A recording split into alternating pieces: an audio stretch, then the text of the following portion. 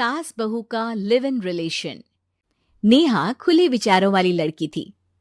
अरे नेहा, क्या दिन में सोती है? ससुराल में ऐसा नहीं चलेगा, वहां तो काम करना पड़ेगा। काम जितना काम होगा कर लूंगी माँ, पर अगर कोई ये कहे कि सारा आराम छोड़कर सिर्फ काम ही करना है तो ना भी ना, मुझे नहीं करनी शादी। अरे कैसी बात कर रही हो? अच्छा चलो जाकर नहा लो, मैं नाश्ता लगा देती हूँ, फिर तुम्हें कॉलेज भी तो जाना है। नेहा कॉलेज के लिए निकल जाती है। वो सोचने लगती है कि ससुराल में वो कैसे मैनेज करेगी। क्या हुआ नेहा, परेशान लग रही हो? अरे यार, तू तो मुझे जानती है ना, मुझे अपनी लाइफ बिल्कुल परफेक्ट चाहिए, लेकिन लग नहीं रहा लोग मानेंगे। यार, कहीं मेरी शादी ऐसे घर ना हो जाए जहां मेरी जिंदगी ही नरक हो जाए। अरे मैंने ना कल एक इंग्लिश फिल्म देखी थी, उसमें भी कुछ ऐसी ही समस्या थी हीरोइन की। अच्छा, तो फिर क्या किया उसने? उसने तो अपने होने वाले पति से साफ साफ कह दिया कि वो पहले उसके घर कुछ दिन तक बिना शादी के रह कर देखेगी, और अगर ठीक लगा तो ठीक, वरना तेरे मेरे रास्ते अलग। अरे हाँ यार, ये तो बिल्कुल सही आइडिया दे रही है तू मुझे। चल मैं तो चली, थैंक्स यार, तूने मेरी प्रॉब्लम सॉल्व कर दी।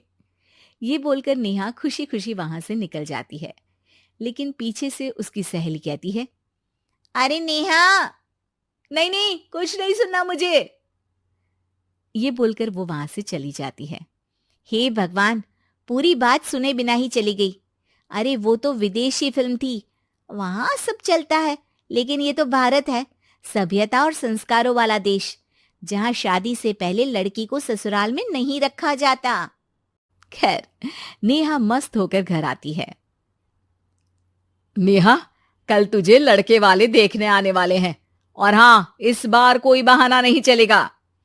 हाँ हाँ, आने दो आने दो, मैं तैयार हूं शादी के लिए।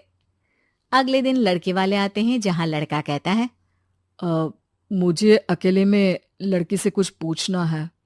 हाँ हाँ, क्यों नहीं बेटा, जाओ नेहा, घर तो दिखा दो इन्हें। नेहा भी खुश हो जाती है कि उसे मौका मिल गया है लड़के से अपनी शर्त रखने का। देखो, मुझे ना शादी से बहुत डर लगता है, पता नहीं कैसी लड़की आए, तालमेल बना पाए कि नहीं मेरे परिवार से। मैंने कई घरों में रोज का क्लेश होते देखा है। तुमने तो मेरे दिल की बात कर दी। मैं भी यही सोच रही थी कि भाई सास तो अच्छी होनी चाहिए, पति सपोर्ट करे ना करे, रहना तो पूरे दिन सास के साथ है। लेकिन मेरे पास ना इसके लिए एक बहुत अच्छा आइडिया है। अच्छा, कैसा आइडिया?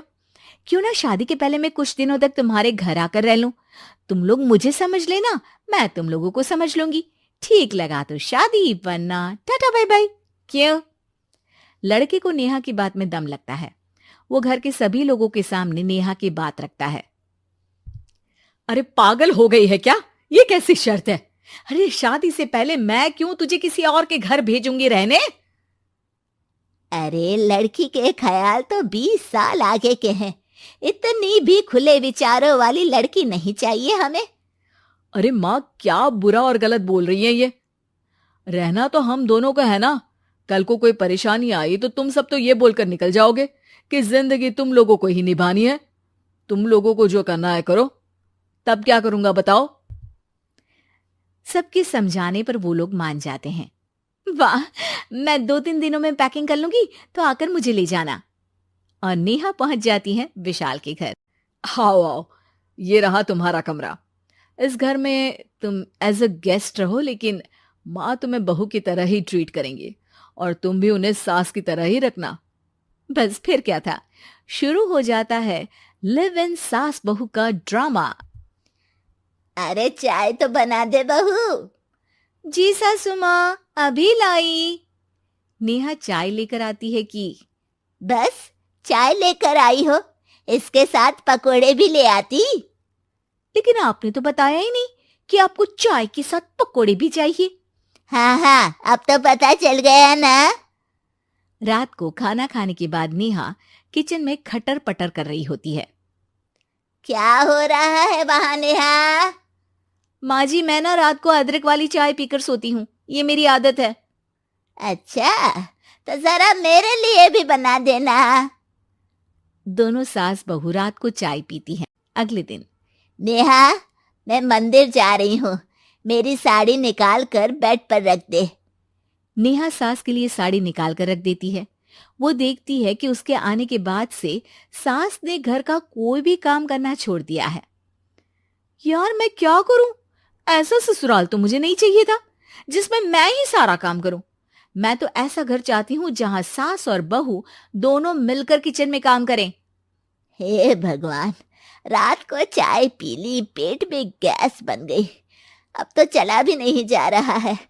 मुझे तो ऐसी बहू चाहिए जो हेल्थ के प्रति कॉन्शियस हो, क्योंकि वो ठीक रहेगी तभी तो मैं ठीक रहूंगी। दोनों समझ जाती हैं कि वो लोग एक दूसरे के लिए नहीं बने हैं। अगले दिन, नेहा, जरा चाय तो ले आना। नेहा चाय के साथ चिला भी बनाकर ले आती है। सास खा पीकर सो जाती है। अगली सुबह, तेरी बुआ सास आ रही है, उसे मैंने तेरे बारे में बताया है। तभी वहां गंवार से एक महिला आ जाती है। चलो यहां से निकलो, कुछ नहीं है खाने के लिए, जाओ। ए नेहा, तमीज से बात करो, ये मेरी ननद यानी आशीष की बुआ है। हाय रे दैया, इतनी आकड़ वाली लड़की! अरे यही है ना जो शादी से पहले ही आकर बस गई है यहाँ पर। बस नहीं गई हूं, बसना है या नहीं ये डिसाइड करने आई थी, लेकिन इन लोगों के रिश्तेदार इतने गंवार हैं तो मैं तो ना कर रही इस घर में शादी। और भाभी, और क्या कमी थी हमारे आशीष में जो आपने ऐसी लड़की की शर्तों को मान लिया? अरे वो तो आशीष के कहने पर मैं झुक गई, वरना ऐसी लड़की को तो मैं घर में घुसने भी ना दूं। ए हेलो, ऐसी लड़की कैसी लड़की? हाँ, बिना समझे बुझे शादी कर लूं? अब तो समझ गई ना कि हम लोग गांव के हैं। भाभी को खाट पर सोना और रिश्तेदारों का गांव से आना जाना तो लगा ही रहना है इस घर में। हाँ हाँ, मैं तो किसी मॉडर्न घर में शादी करूंगी। ये बोलकर नेहा वहां से चली जाती है। अपने घर में आकर नेहा कहती है, ना मां ना, लिव इन में रहकर देख लिया, ये गांव के लोगों का कोई भरोसा नहीं है। खैर, नेहा की शादी एक मॉडर्न घर में हो जाती है जहां सास कहती हैं, हे नेहा, मैं टेनिस खेलने जा रही हूं, आओ तो जूस बनाकर रखना, और हाँ, वॉलनट्स और ओट्स भी बना लेना। जी माँ। माँ मॉम बोलो डार्लिंग, माँ इज ओल्ड फैशन। बेचारी नेहा सर पर हाथ रख लेती है। हे भगवान, ये सास तो सास ही होती है,